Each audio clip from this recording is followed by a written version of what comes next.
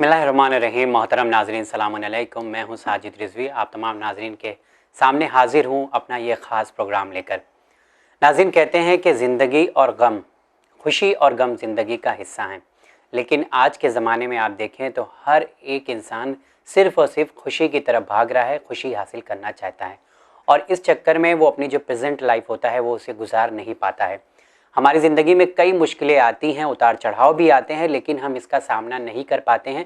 कभी कभी ऐसा कदम उठा लेते हैं जो सोचने वाले सोचकर हैरान रह जाते हैं कि क्या कोई इंसान ऐसा भी अपनी ज़िंदगी में कर सकता है।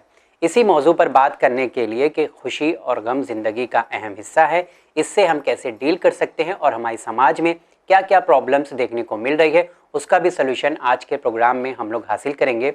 हमारे ज़रिए पूछे जाने वाले सवालों का जवाब देने के लिए एक बार फिर से चैनल विन के स्टूडियो में मौजूद हैं तंजीमुल मकातिब के सेक्रेटरी हुज्जतुल इस्लाम वल मुस्लिमीन आली जनाब मौलाना सैयद सफ़ी हैदर साहब किबला। तो आइए सबसे पहले शो पर उनका इस्तकबाल करते हैं। सलामुन अलैकुम मौलाना साहब। वालेकुम अस्सलाम व रहमतुल्लाह। मौलाना साहब, बहुत बहुत शुक्रिया, एक बार फिर से आपने वक्त दिया और आज शो पर मौजूद हैं। शुक्र परवरदिगार के वो तौफीक दे कि इंसान दूसरों के काम आ सके। अगर मेरी किसी गुजारिश से कहीं कोई ख़राबी रुक जाए और कोई खूबी बढ़ जाए तो इससे खुद ज़्यादा खुश नसीबी क्या हो सकती है। जी बेशक। आज हम लोग मौलाना साहब कोशिश करेंगे, क्योंकि डेली लाइफ में बहुत सारी प्रॉब्लम है। हर एक इंसान ये चाहता है कि बस उसकी ज़िंदगी में हर लम्हा खुशी खुशी रहे, गम का वो सामना नहीं कर पाता, सक्सेस होना चाहता है, नाकामी बर्दाश्त नहीं कर पाता है। मेरा सबसे पहला सवाल यह है कि आज का जवान बहुत फ्रस्ट्रेशन में है, जो ज़िंदगी गुजार रहा है वो या तो पास्ट को लेकर बहुत ज़्यादा दुखी है या फ्यूचर को लेकर बहुत ज़्यादा परेशान है। तो फ्रस्ट्रेशन का रीज़न आपको क्या लगता है और इसका सलूशन क्या दे सकते हैं आप?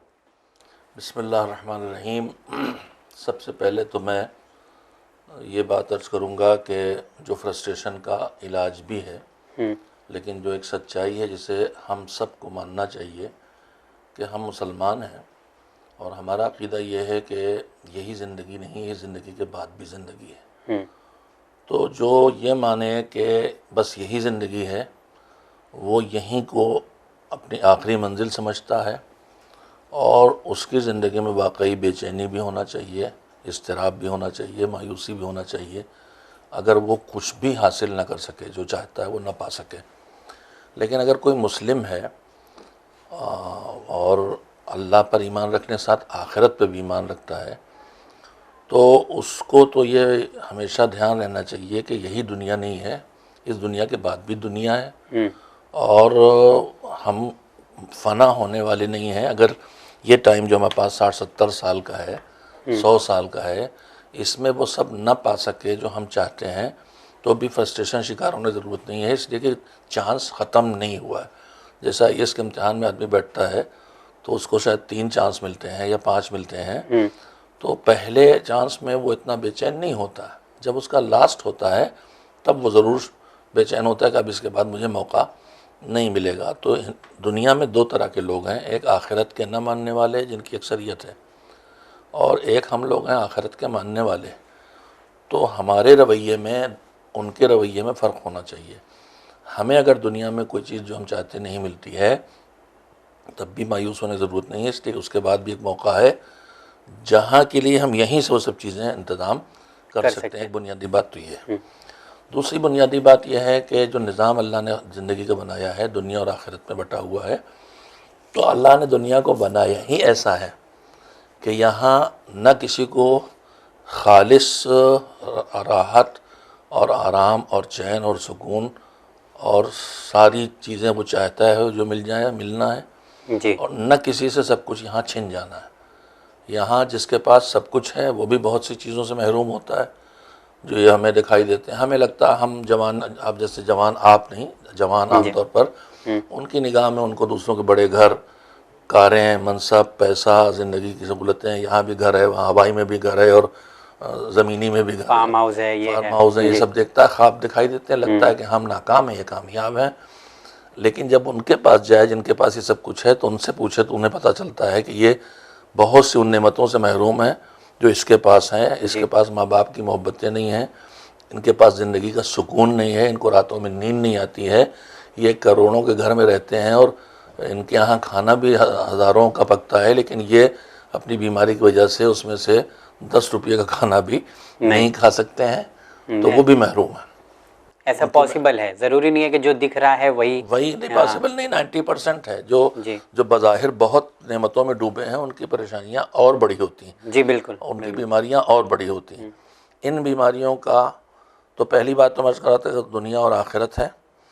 दुनिया में खालिस राहत और आराम नहीं है, खालिस तकलीफ भी नहीं है, मिली जुली रहेगी। ये मान के चले कि इस दुनिया में रंज व गम और खुशी और मसरत खालिस मिलने वाले नहीं हैं।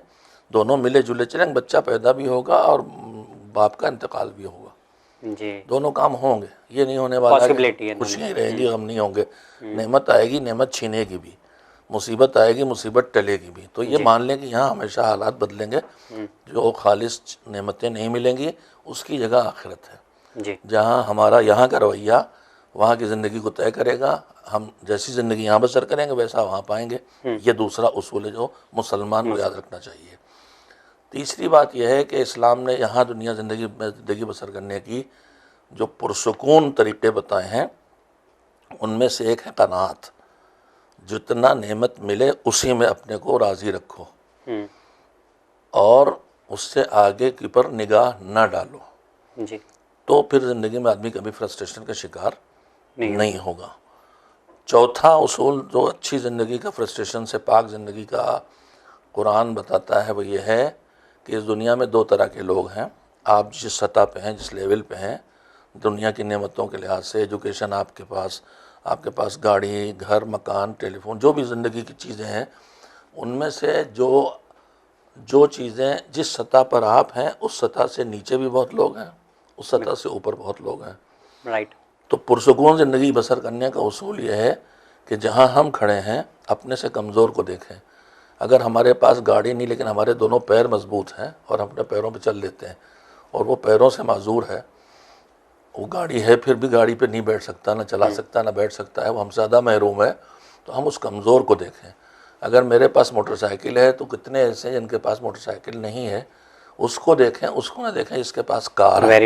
ये एक बात हो गई जो उसूल ज़िंदगी का मज़हब ने सिखाया है कि अपने से कमज़ोर को देखो, जो तुमसे ज़्यादा कमज़ोर और महरूम है नेमतों से, तो तुम्हारी ज़िंदगी में सुकून आएगा, फ्रस्ट्रेशन नहीं होगा। जी। इसके बाद जो बहुत बुनियादी बात फरमाई है मौलाए कायनात ने कि सारी ऐसी परेशानियों की जड़ कहाँ पे है।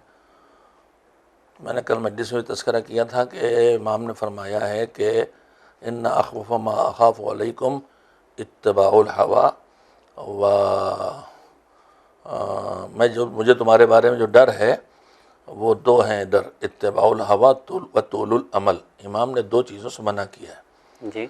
एक ख्वाहिशात नफ्स की पैरवी कि जो तुम डिमांड अंदर से हो बस इसे पूरा ही पूरा करना, उससे इनकार करना सीखो। अपनी हर डिमांड को पूरा करने की आदत डालने के बजाय कुछ डिमांड्स को नहीं करना है मुझे, और मज़हब ने पाला भी इसी तरह है। अगर मज़हब पालेगा तो मज़हब कुछ हराम भी करता है, वो इसीलिए करता है कि ताकि तुम्हें आदत हो जाए कि कहीं कहीं मुझे नफ्स जो मुझसे मांगेगा मैं वो उसको नहीं दूंगा। और यहीं पे मैं आप जैसे जवानों से जिन्हें अल्लाह साहिब औलाद कर चुका है या करेगा इंशाअल्लाह, उनसे कहना चाहूँगा कि बच्चे पालने में हमारी कोताही इस वक्त के फ्रस्ट्रेशन का बुनियादी सबब बनी है। जी, हम लोग जो थे उस दौर में पैदा हुए जब तंगदस्ती और गुर्बत थी और बच्चों की डिमांड पूरी नहीं हो सकती थी सारी। साल भर में एक आध बार किसी मेले वेले में खिलौना मिला दिया जाता था, कोई चवन्नी जैसा, और रन्नी चवन्नी रुपया कुछ मिल जाता था और हम उसी पे खुश रहते थे। और 5-7 भाई बहनों में एक आध खिलौना आ जाता था, उसी मिल बांट के खेलते थे। हमारी 10 डिमांड्स हमारे माँ बाप पूरा कर ही नहीं सकते थे, या तो हम डिमांड करते ही नहीं थे या करते थे तो पूरी नहीं होती, ज़्यादा सीख गए थे डिमांड ना करो। अब हमारे हालात बेहतर हो गए हैं और हम सख्तियों में गुजारा हमने वक्त। हम अपने बच्चों को बिल्कुल एकदम से वो जो फार्मिंग वाला मुर्गा होता है वो बना दिया कि पालथी मारे बैठा है और खाना रखा है और खा जितना उसे चाहिए खाए चला। बच्चे की हर डिमांड पूरी करते हैं। बच्चे की हर डिमांड जब हम पूरी करेंगे तो आदी हो जाएगा कि जो मैं चाहूँ मुझे मिले। तो जब वो ज़िंदगी में निकलेगा तो ये नहीं होगा। उसको कदम कदम पे जो चाहेगा वो नहीं होगा, कितना ही कामयाब क्यों ना हो जाए भाई, चाहे अमेरिका का प्रेसिडेंट हो जाए फिर भी वो उसको 1000 चीज़ें उसकी हैं जो उसे नहीं मिलेंगी।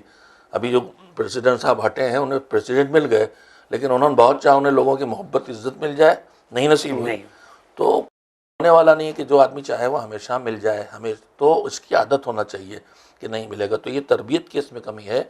इस वक्त का फ्रस्ट्रेशन के पीछे बुनियादी तौर पर उस परवरिश कमी है कि हमने बचपन में अपने को दबा कुचल के बच्चों की नाजायज़ मुतालबात को, जो मेरी हैसियत से ज़्यादा थे, वो भी पूरे किए। मोटरसाइकिल दिलाने के लायक नहीं थे हम उस वाली कंपनी की जो 1.5 लाख की है, 35,000 की भी दिलवा सकते थे, लेकिन वो 1.5 लाख वाली दिलवा दी इसलिए भैया ने कहा। हम अपने पास देसी मोबाइल रखें और उसको एप्पल फ़ोन दिलवा दिए इसलिए भैया ने कहा। तो भैया को इस तरह पाला है, तो ये भैया दुनिया में निकलेगा तो नाकामियाँ जब पाएगा तो खुदकुशी करेगा। जी मौलाना साहब, ये फ्रस्ट्रेशन के रीज़न आपने बताए हैं। इसमें एक प्रॉब्लम ये होती है कि जब फ्रस्ट्रेशन होता है, किसी को डिप्रेशन होता है, तो ऐसा लोग बोलते हैं कि अल्लाह से लौ लगाओ, जो कि मेरे ख्याल से डिप्रेशन के टाइम पे बहुत मुश्किल है। लोग साइकेट्रिस्ट के पास जाने के लिए डरते हैं, साइकोलॉजिस्ट जो होते हैं उनके पास जाने के लिए डरते हैं कि कहीं पागल ना इन्हें लोग कहने लगे या ये बोले कि डिप्रेशन की दवा करें। तो ऐसे में ना लोग बोलते हैं कि नहीं दीन की तरफ आओ। अरे भाई, उनका दिमाग ही नहीं काम कर रहा है, वो इस सिचुएशन में है ही नहीं कि वो दुआएं पढ़ें लंबी लंबी, वो इस सिचुएशन में है ही नहीं कि इबादत करें। तो ऐसे में ज़्यादातर लोग प्रेशराइज करते हैं कि इबादत करो इबादत करो इबादत करो, डॉक्टर को दिखाने की ज़रूरत नहीं पड़ेगी। तो आपका क्या नज़रिया इस सिलसिले में? मेरे अब तक का तजुर्बा यही है और मज़हब की हिदायत भी यही है कि जब कोई चीज़ बीमारी बन जाए, जी, इंसान का जिस्म की बीमारी में शामिल है या उसके नफ्स की बीमारी में, जो ट्रीटमेंट उसका मेडिकल साइंस के ज़रिए होना है, तो फिर वहाँ मज़हब हमसे कहता है कि डॉक्टर तक जाओ। और मेरा तजुर्बा ये है जो आपने कहा अभी कि अलबत्ता फ्रस्ट्रेशन में डिप्रेशन में थोड़ा फ़र्क है। जी बिल्कुल। फ्रस्ट्रेशन जो है वो ज़रूरी नहीं कि डिप्रेशन भी हो। डिप्रेशन जब आता है तो आदमी बिल्कुल ज़िंदगी से किनारे चला जाता है और उसकी लज्जत ही ख़त्म हो जाती है। ज़िंदगी के सब मैंने देखे हैं वो लोग हादसात का बहुत कामयाब डॉक्टर थे, एक सर्जन, बहुत दीनदार, और वो कुछ बच्चों को कहीं मजहबी प्रोग्राम में ले जा रहे थे और एक्सीडेंट से हो गया, कुछ बच्चे मर गए। उसके बाद मैंने देखा वो बात भी नहीं करते थे। आप उनसे कुछ भी कहें, कुछ समझाएं, कुछ करें, खाना पानी छोड़ रखा था, सारे रिश्ते छोड़ रखे थे, बस बैठे हैं, बोलिए आप मुस्कुरा देते, आदमी इस मंजिल पे चला जाता है। अब वो कहाँ नमाज पढ़ेगा और कहाँ वो दुआओं में दिल लगेगा। जी, पहले इस बीमारी को नफ्सियाती सिर्फ समझा जाता था कि बातों से ठीक किया जाएगा, लेकिन अब जदीद साइंस, मुझे कहने का हक तो नहीं लेकिन मैंने जो देखा वो बता रहा हूँ, जदीद साइंस ने इसको भी इंसानी जिस्म के केमिकल्स के अदम तवाज़ुन का नतीजा पाया है। और मैंने जो कि बहुत इलाज कराया लोगों का, इसलिए मैं कह सकता हूँ कि इस बीमारी का इलाज दवाओं से होता है और दवा पहले होना ज़रूरी है। जब उसके पास दवा आएगी, वो अपना काम करेगी, तो फिर वो ज़िंदगी की तरफ पलटेगा तो मज़हब की तरफ भी आएगा। आप उसे सीधे मज़हब की तरफ ढकेलिएगा, वो नहीं जाएगा। डॉक्टर के यहाँ जाना चाहिए और लोग क्या कहेंगे इसकी फिक्र करने की ज़रूरत नहीं है। मज़हब हमें ये सिखाता ही नहीं कि लोग क्या कहेंगे। जी, अपने हर फैसले के लिए एक उसूल हम सब मुसलमानों के पास होना चाहिए, ख़ास करके दामन अहले बैत से वाबस्ता, कि मैं जो करने जा रहा हूँ इस पर मेरा खुदा क्या कह रहा है, मेरा इमाम क्या कह रहा है, मेरा रसूल क्या। मैं जब परेशान होता हूँ मैं क्या करूँ, मैं अपने जवानों के लिए बता देता हूँ मैं कैसे फ़ैसले लेता हूँ। जब मैं परेशान होता हूँ कि मामला इस सूरत में मुझे क्या करना चाहिए, जी, तो मैं जो सब ऑप्शंस रख के फिर देखता हूँ कि यहाँ पर मेरा मज़हब मुझसे क्या कह रहा है, मेरा खुदा ये करूँगा तो खुश होगा कि इससे नाराज़ होगा, क्या होगा।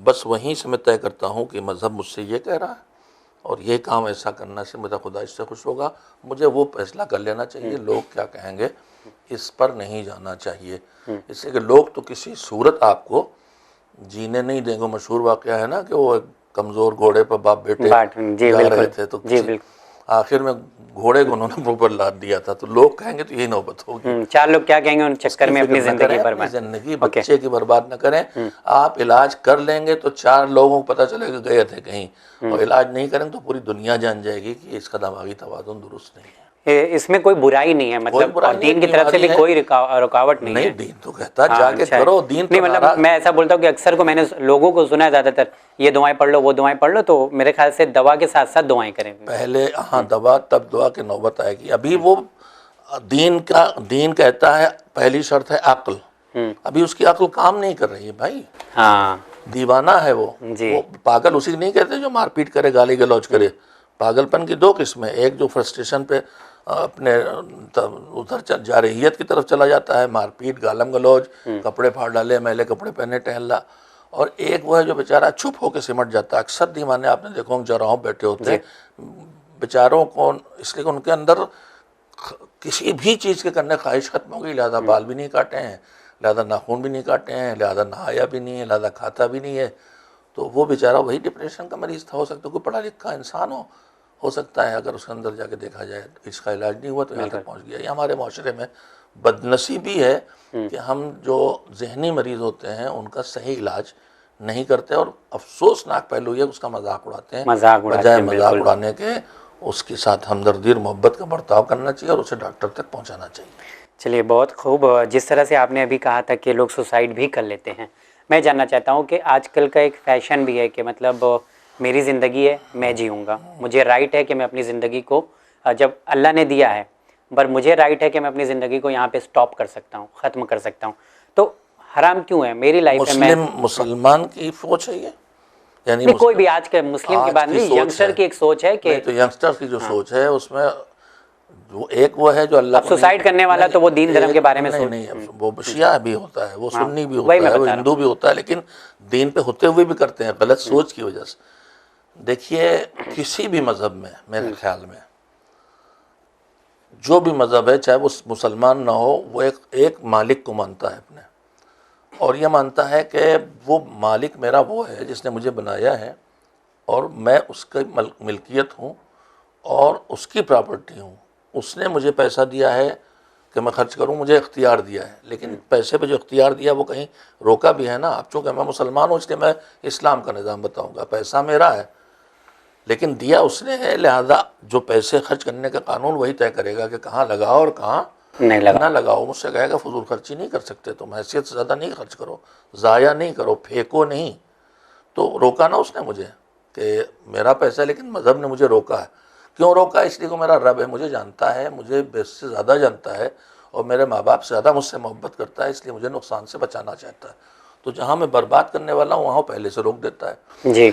इसी तरह हर चीज़ में मेरी बॉडी है तो उस हद तक उसने मुझे परमिशन दी है कि मैं उसमें उतना कर सकता हूँ जो मुझे डैमेज ना करे परमानेंटली।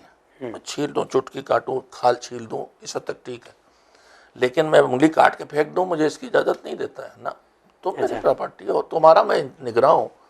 मैं जैसे इस गवर्नमेंट में रहता हूँ तो गवर्नमेंट मुझे कंट्रोल करती है कि नहीं? गवर्नमेंट कहती है तुमको, तुम हमारी अमानत हो, हम तुम्हारी सेहत के भी जिम्मेदार हैं, तुम्हारी तालीम के भी जिम्मेदार हैं, तुम्हारी ज़िंदगी के भी जिम्मेदार हैं।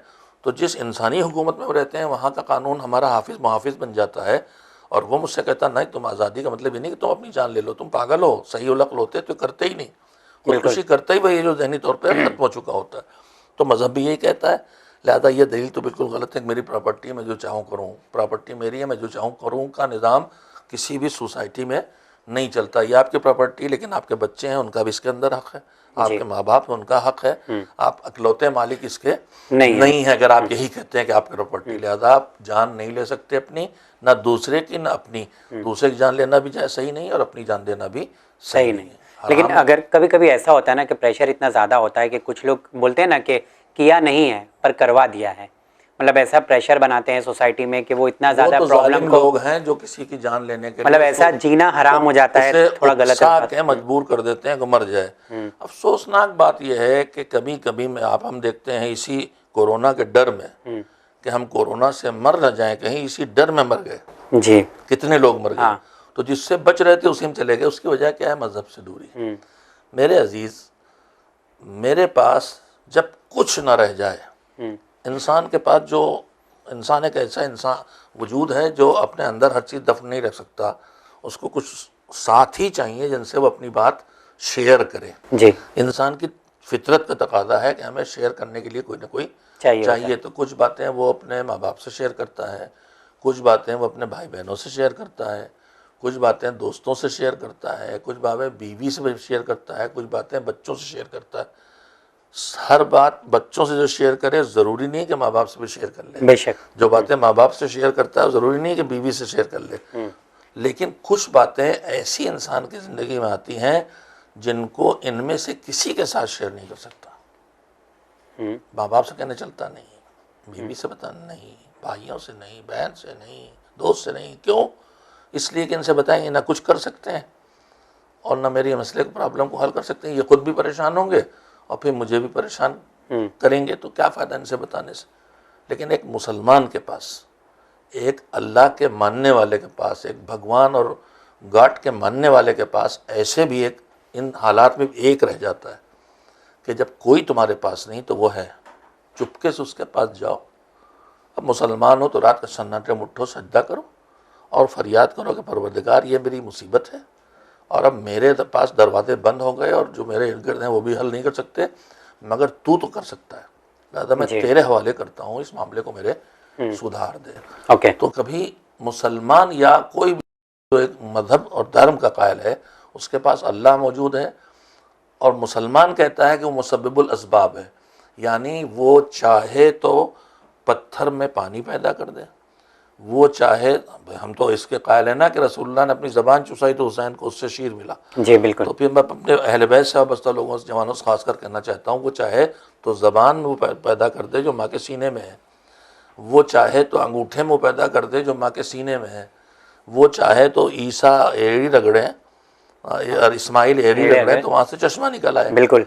तो फिर मायूसी तो इसके पास नहीं आना चाहिए जिसके पास खुदा है, और वो खुदा है जो बंद दरवाज़ों को खोलता है, वो खुदा है जो वहाँ से भी रोज़ी देता है जहाँ से उम्मीद है, और वहाँ से भी देता है जहाँ से उसकी कोई उम्मीद नहीं थी। ये तजुर्बा ज़िंदगी में हमेशा करता आया है कि कुछ चीज़ें ऐसी मिली हैं जिसके पाने की कोई उम्मीद नहीं थी, उसकी बारगाह में जाके दिल हल्का करेगा तो फिर खुदकुशी तक नहीं जाएगा।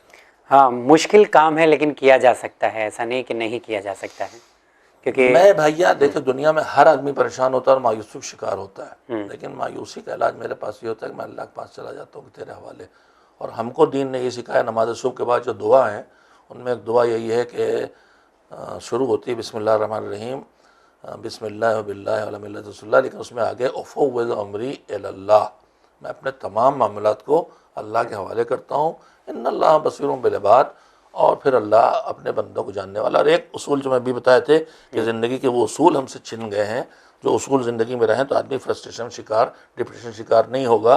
उसी में एक उसूल यह है अर्रज़ा बिक़ज़ाइल्लाह, अल्लाह के फ़ैसले जो हमारे इस माशरे में चल रहे हैं वो उन फ़ैसलों पर राज़ी होना। यहाँ ये दुनिया की का ढांचा इस तरह है कि यहाँ बीमारी भी होगी जी, यहाँ मौतें भी होंगी, यहाँ एक्सीडेंट भी होंगे, यहाँ रोज़ी भी कम होगी, यहाँ रोज़ी घटेगी, यहाँ आग भी लगेगी, यहाँ तूफ़ान भी आएगा, ये सब होगा।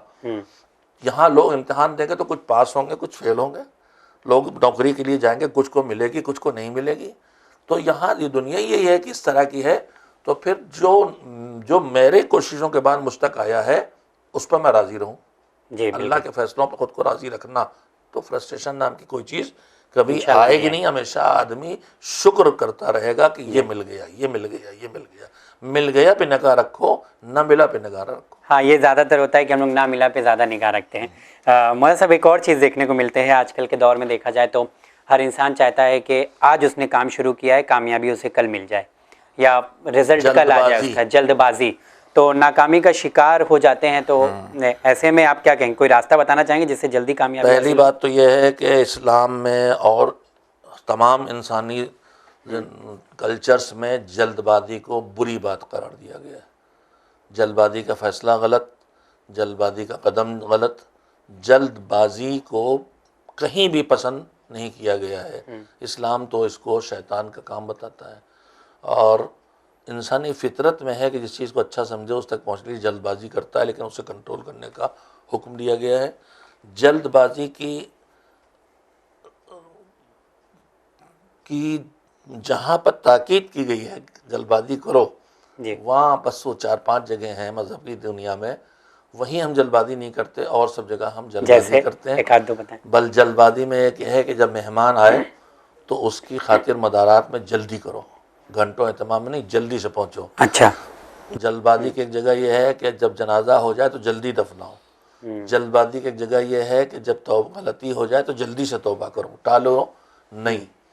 तो इस तरह की चीज़ें हैं जहाँ हुक्म अलग से जल्दबाजी का दिया गया। कुरान भी बहुत जगह जल्दबाजी की बुराई करता है, लेकिन एक जगह जल्दबाजी का हुक्म देता है, वसारिऊ इला मग़फ़िरतिम मिन रब्बिकुम, अपने परवरदिगार की मग़फ़िरत हासिल करने में जल्दी करो। जल्दी करो। तो बाकी दुनिया में असल उसूल है सोच समझ के कदम उठाना और नतीजे के लिए बेचैन न होना, कोशिश करके मामला अल्लाह के हवाले कर देना कि मेरे हक में है तो ये नतीजा जो मैं हासिल करना चाहता हूँ दे, और मेरे हक में नहीं है तो मैं अगरचे बेहतर समझ रहा हूँ मगर मुझे न दे। दुआ का सलीका भी सिखाया गया है। नमाज ज़ोहर के बाद पढ़ी जाने वाली दुआओं में जो हमारे माशरे में राइज हो गई हैं मासूमीन से, उनमें एक है कि अल्लाहुम्मा ला तदाली ज़ंबन इल्ला गफ़रता, हर गुनाह को बख्श दे, हर बुराई को मुझसे दूर कर दे। उसी में है वला हाजतन हिया लका रदन वलिया फ़ीहा सलाहुन इल्ला क़ज़ैतहा, मैंने जो करना चाहा उसके लिए कोशिश भी की है मगर वो मुझे दे तब जब तुझे ये लगे कि वो चीज़ मेरे लिए ठीक है और तेरी भी उसमें मर्जी हो कि हाँ ये बंदा है मेरा इसके लिए मुनासिब है, तब मुझे दे वरना न दे। तो आदमी मामलात में जो हासिल करना चाहता है उसको भी अल्लाह के हवाले करे कि अच्छा है तो दे और नहीं अच्छा है तो ना दे। हो सकता है कि मैं इस चीज़ के लिए बेचैन हूँ, मेरा हक में अच्छा ही ना हो। हाँ, लेकिन कभी कभी ऐसा होता है ना कि हम लोग बहुत कोशिश के बावजूद भी कामयाबी हाथ नहीं लगती, मतलब एक तो जल्दबाजी हो गई तो उसको और एक अल्लाह है कि के सालों हवाले सालों करना मेहनत करने के चाहिए बाद। कि शायद ये मेरे हक में अच्छा नहीं है, परवरदिगार मुझे इसलिए यहाँ नहीं ला रहा है। और कभी कभी आदमी को बाद में पता भी चलता है कि जिसके लिए हम इतना बेचैन थे अगर वो कर डाला होता तो हम तबाह हो चुके होते हैं। अच्छा, तो फिर वही मसला कि अपने को फैसलों पर अल्लाह कभी कभी ऐसा होता ना, राज़ी रखा जाए। एक ट्राई किया, 2 ट्राई किया, 3 ट्राई किया, 4 ट्राई किया, लेकिन करते रहिए। हम लोग बोलते हैं ना कि शायद ये हमारे नसीब में अब नहीं रह गया नहीं है। नहीं, नसीब वसीब का कोई मसला नहीं है कि वहाँ से कुछ लिख के आया जिसे मैं बदल नहीं सकता। जो है वो मैं हूँ, मेरा इरादा है, मेरी कोशिशें हैं, मेरे तरीक़ेकार हैं, मेरी कोशिशों की नाकामी है, मेरी तदबीरों की नाकामी है। उसमें कोई तकदीर और नसीब नहीं लिखा है कि उस वजह से मुझे नहीं मिल रहा। मैं तकदीर और नसीब के लिए एक वजाहत कर दूँ अपने जवानों के लिए। हम समझते हैं वहाँ लिख गया, अब जो लिख गया वही हम करेंगे, ऐसा नहीं है, इसका उल्टा है। अच्छा, इसका उल्टा यह है कि अल्लाह आलिम है, वो पहले से जानता है कि ये क्या क्या करेगा, इसलिए वो लिख देता है। ओके, वो लिख देता है इसलिए मैं नहीं करता हूँ, समझे इसको। जी जी, वो लिख देता है इसलिए मैंने किया, ऐसा नहीं है। नहीं है, मैं करने वाला हूँ, वो पहले से जानता है इसलिए वो लिख देता है, जो उसे लिखना हम कहते हैं। मसलन जैसे एक अच्छे डॉक्टर को हम दिखाते हैं, कहते हैं 6 महीने जिएगा बस ये, तो 6 महीने मर जाता है मरीज कैंसर का। तो क्या डॉक्टर कहने से मर गया? डॉक्टर के पास इतना सेलम था, उसने तजुर्बे समझ लिया कि 6 महीने के बाद मर जाएगा, उसने पहले लिख दिया 6 महीने के बाद मर जाएगा। उसके लिखने से नहीं मरा है, मरने वाला था, डॉक्टर जानता था, मैं नहीं जानता इसलिए उसने लिख दिया। तो तकदीर को बिल्कुल उल्टा समझा हुआ हमारे यहाँ जवानों ने भी, औरतों ने भी, बड़ों ने भी उल्टा समझ रखा है कि अल्लाह ने लिख दिया वही होके रहेगा। अल्लाह ने वो लिखा है जो हम करने वाले हैं, हमें साहिब इख्तियार बना के भेजा। अगर वो लिख दे और हम वही करें तो हम इख्तियार वाले कहाँ रहे? फिर जजा क्यों और सजा क्यों? राइट। हमें इख्तियार वाला बनाया है तो हमें स्क्रिप्ट लिख के नहीं देगा, हम जो करने वाले हैं उसकी स्क्रिप्ट पहले से लिख देगा। मैं बार बार दोहरा रहा हूँ, अच्छा, स्क्रिप्ट लिख के नहीं पकड़ाएगा कि तुम ये करना है, ये नहीं करता है वो। उसे पता है कि ये क्या करेंगे, उसे पता है कि ये निकलेंगे, एक्सीडेंट होना है लेकिन सदका दे के निकलेंगे इसलिए बच जाएंगे, उसने लिख दिया। और ये अब की निकलेंगे और सदका नहीं देंगे और ये मर जाएंगे, उसने लिख दिया। सदक़े से मैंने मौत टाली, मेरे सदक़े ने टाली, उसके लिखने नहीं टाली। आपकी मैंने मसला गलती की, सदका मिसाल के तौर पर नहीं दिया है, ये नहीं कोई कहे कि सदका न दो तो मौत आ जाएगी। जी जी, बचाने का जरिया है, न देने से लाने की मुसीबत लाने का जरिया नहीं है। तो अच्छा, हर बुरा काम, ज़्यादातर हम लोग देखते हैं कि अच्छा हुआ काम अपनी मेहनत लेते हैं, क्रेडिट लेते हैं, और जो बुरा होता है उसका जो क्रेडिट जाता है कि अल्लाह के मसलहत थी। कुरान मजीद में है कि यह आदमी बड़ा मक्कार है, अल्फाज ये नहीं है, अच्छाइयों को अपनी तरफ निस्बत देता है और बुराइयों को अल्लाह की तरफ, नाकामियों को। लेकिन है इसका उल्टा, अल्लाह कहता है कि जो तुम्हारे अंदर अच्छाइयाँ हैं वो हमारे करम और रहमत और तौफीक का नतीजा है, और तुम जो नुकसान उठा रहे हो और गुनाह कर रहे हो तुम्हारी अपनी नाक़िस तरीक़ेकार का और तुम्हारी गलतियों का नतीजा, उसमें अल्लाह का कोई दखल नहीं। तो ये तो हमारे इस तरह की बातें बहुत राज हैं। अंडा हाथ से गिर गया, कभी फ़कीर को नहीं खिलाया, टूट गया करने चलो सदका निकल गया। अरे सदका कहाँ निकल गया? माल ज़ाया हो गया। सोचो कि माल क्यों ज़ाया हुआ, इसका मतलब यह है कि कहीं सही जगह नहीं खर्च किया इसलिए बर्बाद हुआ। हमको मजहब यही कह रहा है कि तुम सही जगह पैसा नहीं खर्च करोगे तो या बर्बाद होगा या गुनाह में खर्च होगा। अच्छा, हम कहते हैं सदका निकल गया। सदका अच्छा, हमने ये भी सुना है कि कांच गिर गया तो बला आने वाली थी, टल गई। ये सब मजहब से इसका कोई ताल्लुक नहीं। इसका उन तवहुमात से ताल्लुक है जो नीम मुल्ला और नीम हकीम और नीम पंडित लोगों ने, नीम धर्म गुरु लोगों ने गढ़ी हैं अपनी ज़िंदगी चलाने के लिए। इसका कोई ज़िंदगी से लेना देना कोई ताल्लुक नहीं। जो काम मेरे अख्तियार से नहीं है उसकी कोई वैल्यू नहीं। कोई वैल्यू नहीं है। चाहे अच्छा काम हो चाहे बुरा काम, ओके। मैंने इख्तियार से नहीं किया है, उसकी कोई वैल्यू नहीं। और फिर ये तो कांच टूट गई भैया, तो ये तो टूट के बर्बाद हो गया, इसका मतलब तुम्हारी कोई गलती थी जिस पे तुम्हें नुकसान हुआ, वो सोचो। नहीं, अक्सर ये भी बोलते हैं ना, शुभ शुभ ले लेते हैं थोड़ा सा, क्या कि कोई बला आने वाली थी तो टल गई, या बला आने वाली थी, तो ये बला किधर से आने वाली थी? निज़ाम इलाही से ना, समझे आप जी। ये कोई आर्मी की गोली नहीं चल रही है अंधों की तरह कि किसी को भी लग गई, इलाही निज़ाम चल रहा है। यहाँ बला आएगी तो उसी पे जाएगी जिसके लिए चली है। अच्छा, रुकने वाली नहीं है, वहीं दाएं बाएं नहीं जाएगी वो भाई। अच्छा। ये लेज़र वाली है कि निशाना मारेंगे तो उसी को मारेगा जाके, कहीं और नहीं जाएगा। तो ये जो निज़ाम है दुनिया चल रहा है, अल्लाह का बनाया है। ये क्या बेवकूफ़ी की बात है कि वो चली थी बला सफ़ी हैदर को ठोकने और उनके गिलास पे पहुंच गई और वहाँ बला उस पर टल गई। अरे ये क्या, ये कोई आसमान से बिजली गिर रही है? ये सब अल्लाह के निज़ाम को ना समझने के नतायज हैं। मौलाना साहब बहुत शुक्रिया। कई ऐसे सवाल अभी बाकी हैं हमारे जहन में, इंशाल्लाह जिसका सोल्यूशन अगले एपिसोड में हम आपसे लेंगे इंशाल्लाह। तो जी हाँ नाज़रीन, जैसा कि आज बात किया कि खुशी और गम ज़िंदगी का हिस्सा हैं, इनको जीना है और इन्हीं के साथ जीना है। ऐसा इम्पॉसिबल है कि हर लम्हा आप खुशी खुशी गुजारें। तो मेरे ख़्याल से सोचने की ज़रूरत है और लौ लगाने की ज़रूरत है, मारिफत हासिल करने की ज़रूरत है।